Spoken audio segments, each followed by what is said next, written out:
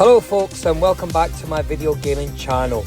Today we're talking about the Oric 1 game XENON-1.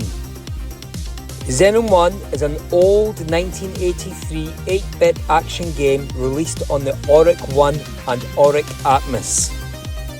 The game was programmed by John Sinclair and published by IJK Software Limited. The cost of the game was £8.50, which seems quite low by today's standards, but remember, for a child 40 years ago, this was considered quite expensive. I was 14 years old when I purchased this game with my pocket money. I had previously played Zorgan's Revenge, the sequel to XENON-1, which I really enjoyed playing for hours and hours with my dad, so my expectations for XENON-1 were quite high. Anyway, this is how the story goes. The planet Radon is under attack by the Zorgan Battle Star. It's now up to the player in the role as a fleet commander in the Xenon Space Academy to travel to it and defend it from the attack. On the route, he'll have to overpass many enemies and dangers before having a chance on destroying the Zorgan Battle Star. Very exciting, very exciting. XENON-1 is at its core a fixed screen shoot 'em up. It consists of 5 levels, each with a different take on the genre. In the first level, the player is up against the Ards. These are bird-like monsters that move in circles above the player. Sometimes they shoot at the player and sometimes they move down and try crashing into him. The second level is very similar, but here the player has to destroy bigger variants of these Ards. These are cloned when hit, with one of the clones diving towards the player and exploding when reaching the baseline. On the third level, it doesn't have any shooting. Here the player moves through a meteorite belt and has to get through it without crashing.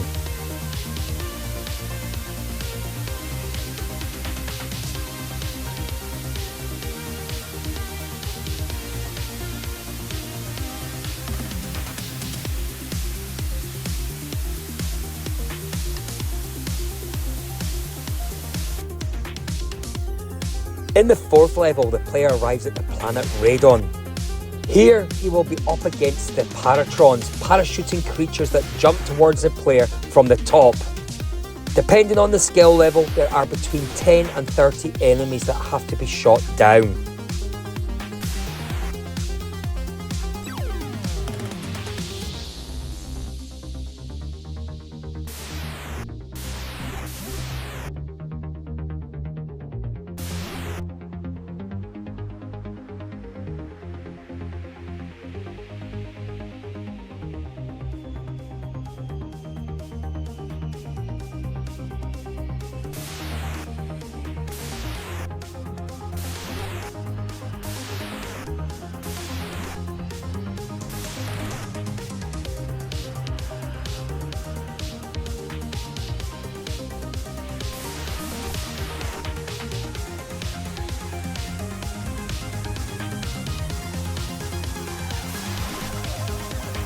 The fifth level is the final battle against the Zorgan Battle Star.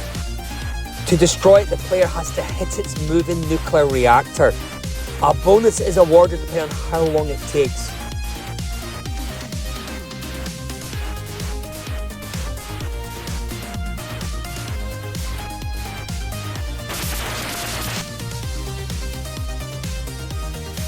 On all the levels, the player has a limited amount of fuel and will die if he runs out of it.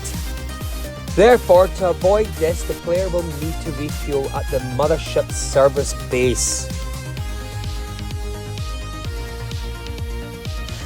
So, there you go. How would I rate this 40-year-old 8-bit game?